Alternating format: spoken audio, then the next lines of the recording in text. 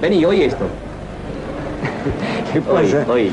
Lo curioso, o lo deliberado está en la falta absoluta de pasión por el lenguaje, y en que esa carencia nos sirva para elaborar un diagnóstico. Espartaco descubre así que la frialdad también puede conducir al caos, y no es necesario el desangramiento o la agonía para acceder a la confusión. Bien, pibe, bien. Por fin, muy bien. Lo que pasa es que la conciencia desgarrada está en crisis.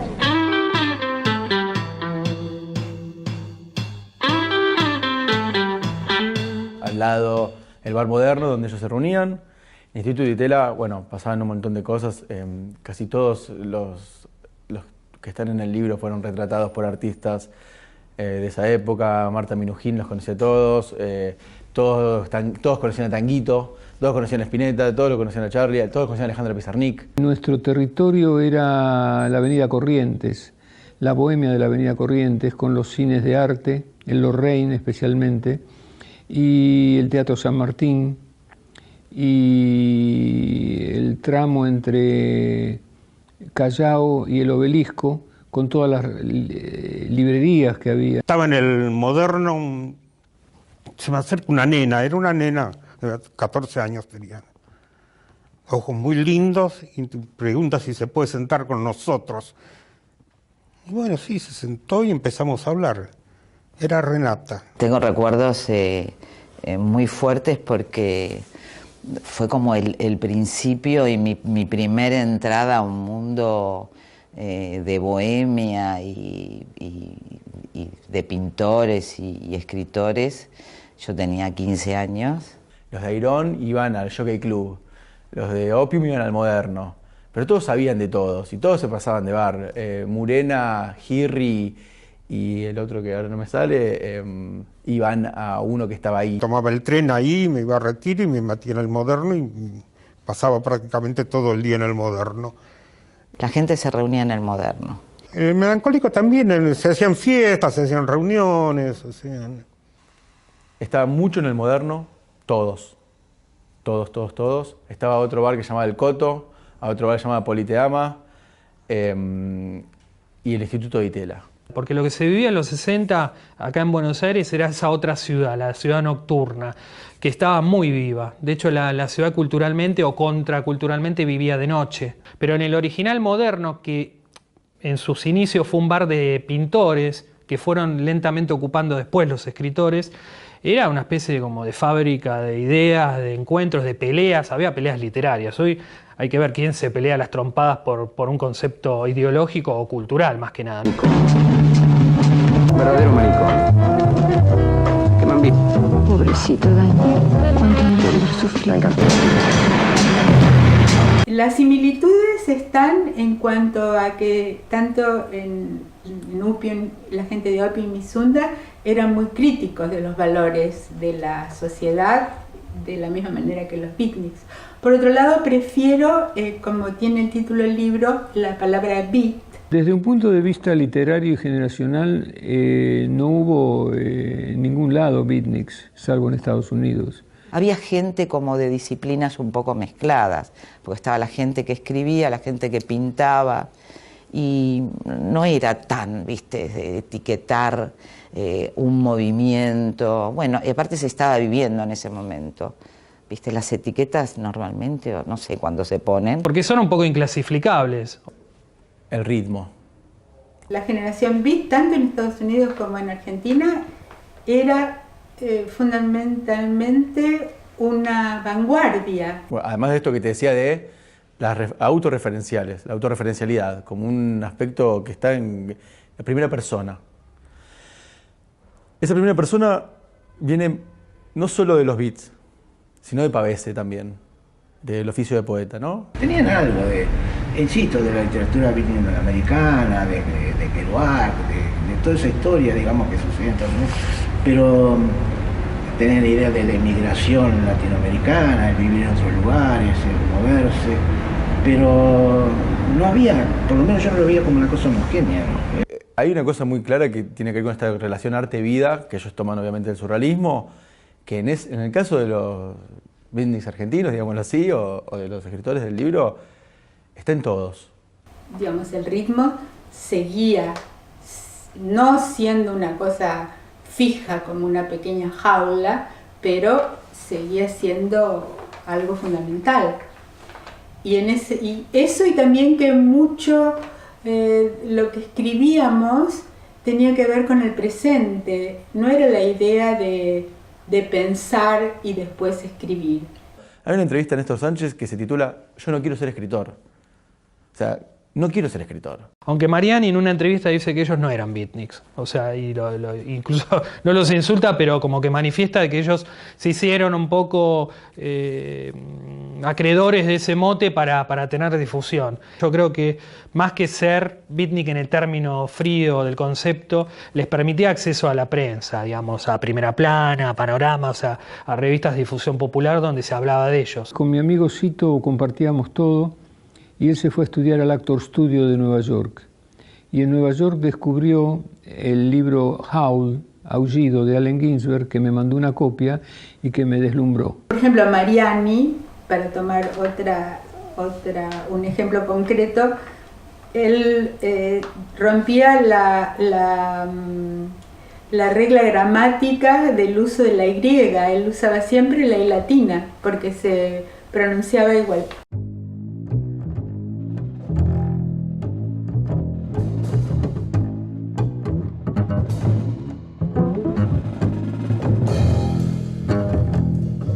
Para nosotros, el jazz moderno fue la primera pasión compartida. Después vino el rock. Se juntaban en una casa con el último disco de Miles Davis y lo traían y lo ponían. Y se armaba como era un ritual, un santuario.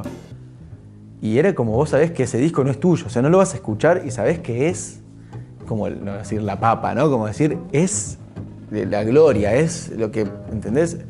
Nos gustaba mucho y nos gustaba mucho Coleman, nos gustaba mucho el free jazz que lo descubríamos en ese momento. Era como también era una especie de lenguaje, como el nuestro, era una cosa medio balbuceante, pero que estaba todo ahí adentro, por ahí no estaba expresado linealmente, pero estaba todo ahí adentro. Sí, yo creo que se puede establecer un paralelo en dos sentidos. Uno, en cuanto al contacto con músicos del free jazz que se dio, y también en el sentido de que ya el verso libre, digamos la rima y ese tipo de estructura eran cosas del pasado, y para lo que le queda a la poesía, y también, como había dicho, a la prosa que nosotros escribíamos, es la musicalidad justamente y el ritmo. Nos gustaba ese jazz que aparecía de golpe, ¿no? Con un fraseo distinto, y eso estaba en la literatura, estaba ahí, ese movimiento estaba. El Dittel era eso también, la ruptura con el clasicismo, ¿no? Con lo que estaba impuesto.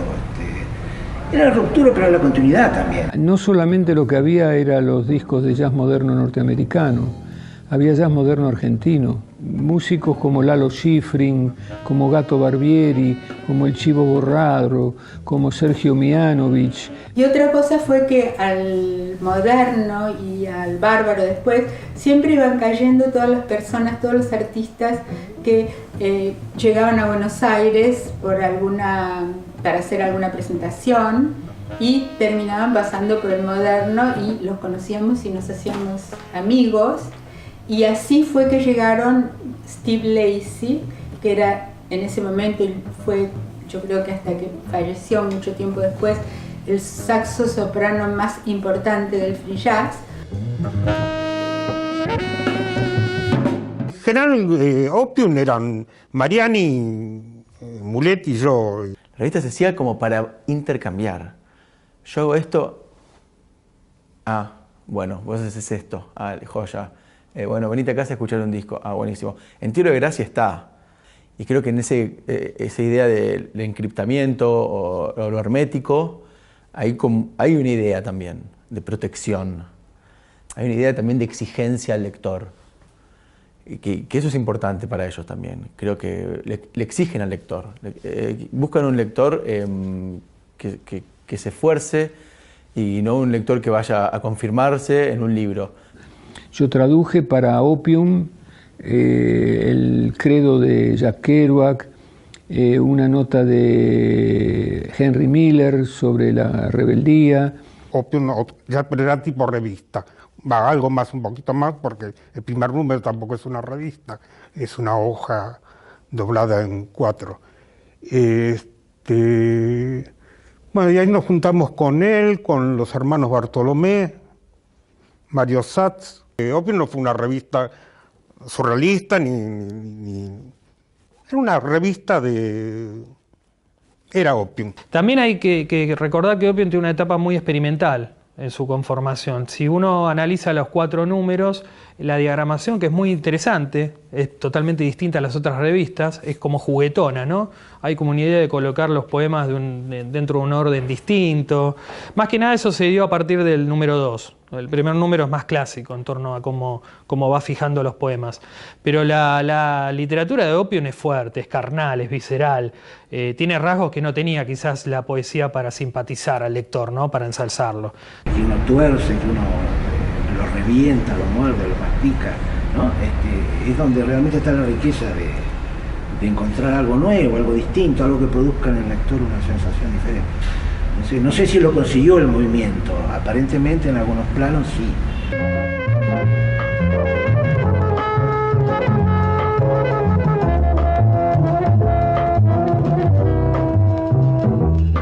Era muy excitante en ese momento, todo, porque tengo aparte la sensación de que estábamos muy conectados con todo lo que estaba pasando, pese a que no teníamos ni internet ni nada. Pero era muy simultáneo lo que pasaba con la moda, ¿viste? Con las protestas, con la música que llegaba. O sea, había una sensación de cambio de muchas estructuras. Y no se vivía, digamos, como se idealizó en su momento con el movimiento hippie o el flower power. De hecho, en el documental eso está muy bien dicho por alguien que vio la época, es Hugo Tabachnik, que dice, donde yo hago una especie de exposición de lo que eran los 60 con distintos entrevistados, y de pronto Hugo dice, esperen, los 60 no fueron el flower power, acá en Buenos Aires había mucha represión. Los 60 y los 70 fueron muy distintos, digamos, en los 70 estaba la gente que hacía literatura, que quería, como decíamos nosotros en nuestra época, hacer la carrera. Creando alternativas, se hablaba de las ecoaldeas, se hablaba de la antipsiquiatría, se hablaba de la refundación de la sociedad. Había 3 reconocidos maestros por nosotros en ese momento. Julio Cortázar, con el cual tuve correspondencia y con el cual sus mensajes de solidaridad con el grupo que nosotros representamos fueron explícitos, Henry Miller y Thomas Merton. Pero eso no significaba un extranjerismo, significaba una conciencia planetaria. Y Néstor Sánchez cuenta también en una entrevista que para él una de las cosas que más lo marcó en su forma de escribir, lo que él llamaba escritura poemática, está vinculado a las lecturas en voz alta que se hacían en esas reuniones también. O sea, la gente se reunía a leer las cosas en voz alta y no era un ciclo de poesía. Te digo, la cosa era más, en nosotros pasaba más por la poesía, por vivir poesía, más que escribir poesía. Muchos escritores de esa época se pasaban todo el día adentro, ¿no? Entonces, todo eso es una especie de caldo, fue un caldo creativo que fue derivando no solamente en Opium, en Sunda, en muchas, La Loca Poesía, un montón de revistas que fueron como emergiendo de la época. Había otro grupo de poetas más grandes, Madariaga, ¿viste? Toda esa gente que yo conocí a esa edad, ¿no? Y que después te das cuenta que son como importantes, desde el surrealismo para abajo. Aldo Pellegrini lo conocí. Si uno juntara en un volumen todo lo que hubo en esa generación, se quedaría pasmado porque estaba interrelacionado, había vasos comunicantes, había actitud renovadora. No se repiten esos fenómenos. No se repitió el surrealismo, no se repitió la generación beat, no se repetirá el rock. No hay otro Charly García, otro León Gieco, otro Luis Alberto Spinetta.